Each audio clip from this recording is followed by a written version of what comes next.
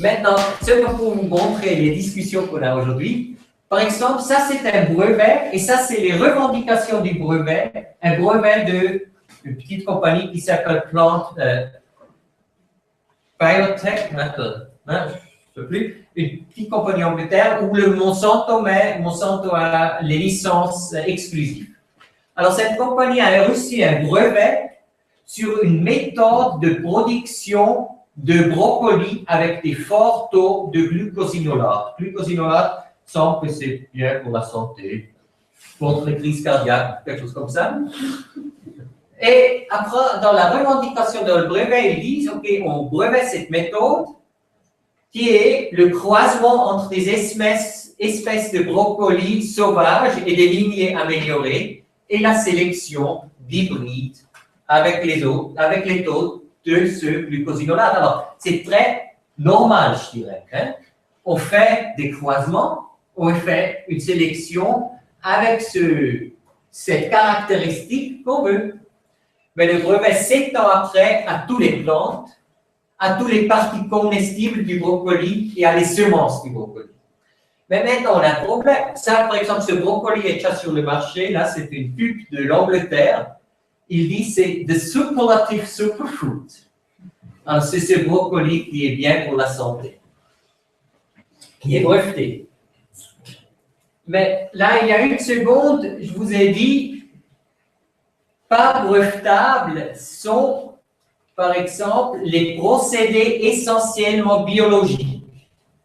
Et là, vous voyez une méthode qui dit croisement-sélection. Alors, pourquoi ils ont reçu ce brevet? Et là, il y avait une opposition contre ce brevet, un recours. Et finalement, ils ont dit, OK, ça, ce n'est plus possible. C'est un procédé essentiellement biologique.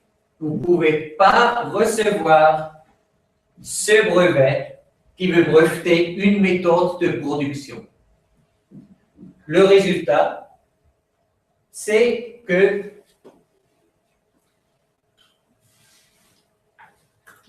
cette compagnie a changé les revendications de ce brevet. On peut faire ça pendant le processus. Et maintenant, ce n'est plus un brevet de procédé pour produire une plante. Maintenant, c'est une plante produite par un procédé, et ça, c'est brevetable. Parce que, vous voyez, dans les lois, seulement les procédés essentiellement biologiques n'étaient pas brevetables. Alors, on dit, OK, il faut changer nos revendications. On ne dit pas un brevet pour une méthode pour produire un brocoli. On dit un brocoli produit par une méthode, et ils ont pu détourner cette interdiction de brevet. Là, on a notre cours et on est en train de négocier si ça c'est possible. On va voir dans quelques mois. Un autre petit exemple, la déclaration de Berne a fait aussi un recours contre un brevet de Syngenta. Syngenta a reçu un brevet pour tous les poivrons résistants à la mouche blanche. Comment ils l'ont fait?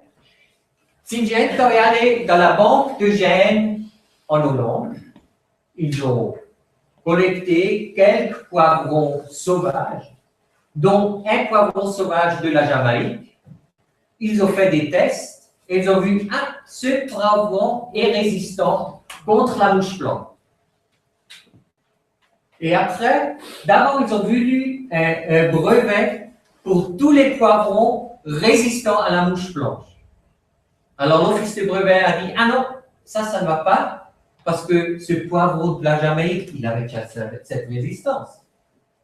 Après, ils ont changé leur revendication. Ils ont dit, on voudra avoir un brevet pour tous les poivrons commercialisables qui sont résistants à la mouche blanche.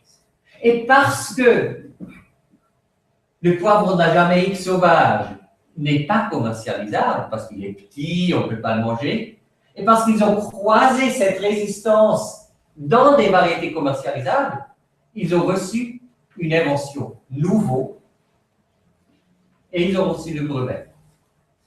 Pour moi, c'est clair, ce n'est pas une innovation, c'est peut-être une découverte, mais une découverte ne devrait pas être brevetable normalement. Parce qu'ils n'ont pas créé cette résistance. Ils l'ont trouvée et ils ont pu la mettre dans des poivrons commercialisables. C'est une loi génétique. Non, rien génétique. Des croisements Il n'y a rien. tout à fait normal, naturel, comme on fait des croisements.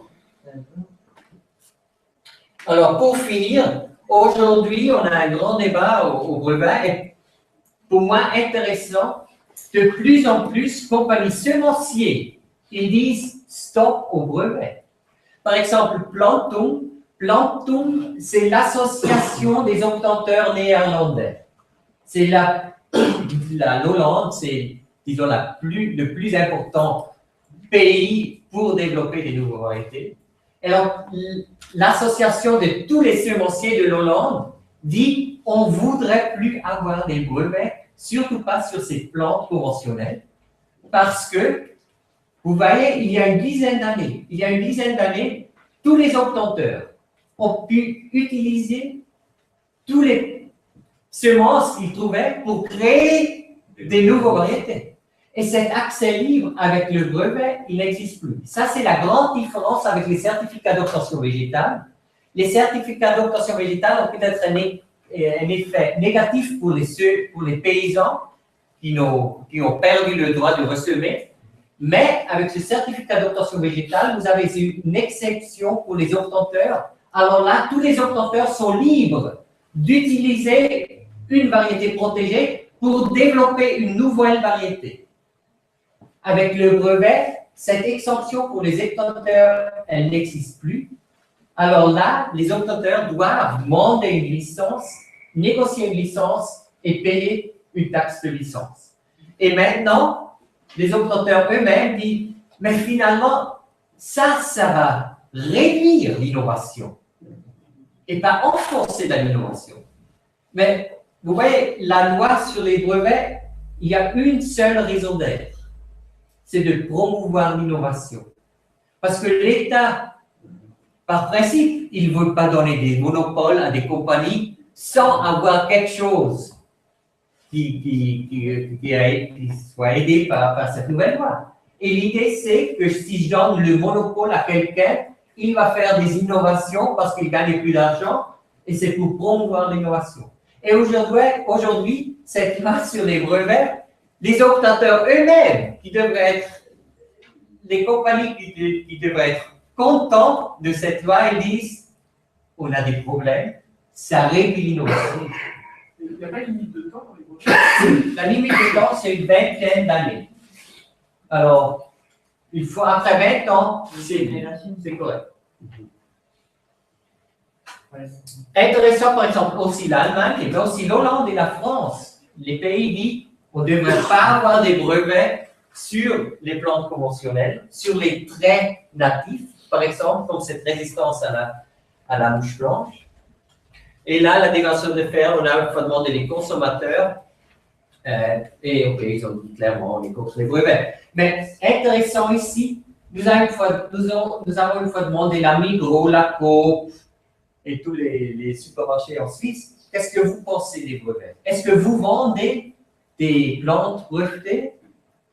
Et ce qu'on a vu, Coop ou Migros, ils ne savent même pas les variétés qu'ils vendent aujourd'hui. Ils commandent des tomates, cherry, qui, mais ils ne connaissent pas la variété. Mais de connaître la variété, c'est le premier pas pour savoir si c'est breveté ou non. Ce n'est pas si facile même en prêt. On ne sait pas aujourd'hui. On sait qu'il y a beaucoup de salades qui sont brevetées parce qu'il y a là une résistance qui est déjà rentrée à peu près dans 500 variétés de salades sur le marché. Alors aujourd'hui, aussi des salades très conventionnelles comme aujourd'hui sont brevetées. L'impact pour nous, là c'est encore 2 et après je suis fini. L'impact, ça c'est une graphique qui vous dit la structure de l'industrie semencière. Et vous voyez là les grands rondes, ça c'est DuPont, ça c'est Syngenta, ça c'est Monsanto, ça c'est Dow et Bayer, et ça c'est Limagrain. Et cette graphique vous montre les compagnies que ces grandes compagnies ont achetées depuis 1996 jusqu'à 2013. Alors, vous voyez la concentration qui est en train de se faire avec les compagnies semencières qui achètent des autres compagnies. Mais intéressant dans cette graphique, c'est aussi que les grands points, ils sont rouges. Et rouge, ça veut dire, ce sont des compagnies agrochimiques qui vendent surtout des pesticides. Syngenta, par exemple, elle fait 3/4 de ce chiffre d'affaires avec les pesticides et 20% avec les semences. Alors, qu'est-ce que ça veut dire pour les variétés qu'ils développent? C'est pour moi très clair qu'ils ne sont pas très intéressés de développer les variétés pour l'agriculture biologique, parce que sinon, ils ne peuvent plus vendre leurs pesticides. Alors, aujourd'hui, le cas, c'est nos semences sont créées par des compagnies qui, premièrement, veulent vendre des pesticides. Et ça, naturellement, a un impact pour le but de l'obtention qu'ils veulent faire. C'est l'objet des brevets. C'est l'objet des brevets de faire de l'argent. Oui, oui. Et là, c'est encore une autre graphique pour montrer la concentration. Là, vous voyez 3 ou 4 piliers. Le premier pilier, je ne vois même pas, attendez, c'est 85. Hein? C'est 85, ça c'est dans l'année 85, ça c'est la grandeur du marché. Elle était 18 milliards. 10 ans plus tard, en 96, le marché était 30 milliards. Et aujourd'hui, le marché est 44 milliards. Alors, vous voyez, le marché s'est agrandi fortement. Mais, ça, ce qui est en couleur, c'est les 9 plus grandes compagnies et leur partie du marché. Vous voyez là, il y a une vingtaine d'années, les 10 plus grandes compagnies ont une moins de 10% du marché. Là, c'était déjà à peu près 15%. Et aujourd'hui, 3 compagnies appartiennent 50% des marchés des semences. Alors, Monsanto, DuPont et Syngenta contrôlent aujourd'hui 50% du marché. Et si on demande plus spécifiquement pour les tomates, pour le maïs, la concentration est souvent encore beaucoup plus haute. Alors, on peut bien dire que ce sont 2, 3, 4 compagnies qui contrôlent le marché et vraiment le choix pour les agriculteurs devient de plus en plus. Ça, c'est ma dernière. J'ai fini. Merci beaucoup.